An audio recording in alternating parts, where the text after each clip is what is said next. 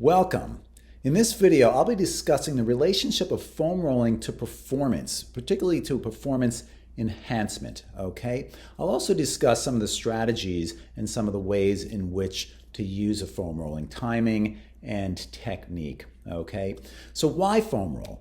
People ask that oftentimes. We see foam rollers in the gym, we see foam rollers in the sporting goods stores, but then when we see people using the foam rollers, they're rolling on these tubes that are about 3 feet long and 6 feet and 6 inches in diameter, and they're grimacing as if they're in pain and discomfort. Well, they probably are.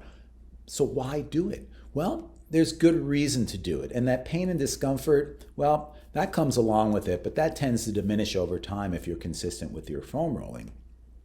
What exactly does foam rolling do to impact performance? Well, the research is somewhat limited, but what we do know through research and through actual experience of foam rolling with ourselves and our clients is that foam rolling improves range of motion, it decreases soreness, and it improves performance. So how does it do this? Well, what we've found is that it does that by affecting more of the vascular system, the veins and arteries that bring blood to the muscles and away from the muscles, okay? So it's actually stimulating and affecting that system more than anything else. And in doing that, it increases and improves range of motion by softening the tissue, and because of the increased blood flow, you're getting more nutrients into the muscle, okay, for growth and repair and recovery.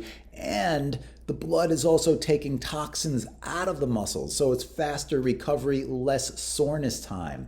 How does it do this? It does this exactly by stimulating the blood flow to that particular area that you just rolled.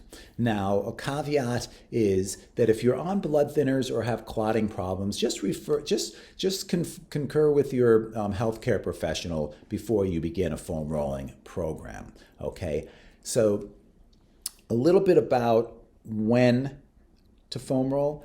Foam rolling should be performed before an activity and after an activity. Before the activity to enhance the performance, after the activity to decrease the soreness and decrease the recovery time. If you stretch, which you should not stretch before the activity because it does decrease performance. It's been shown through research, but after the activity is when stretching should happen. So foam roll before and after, stretching before.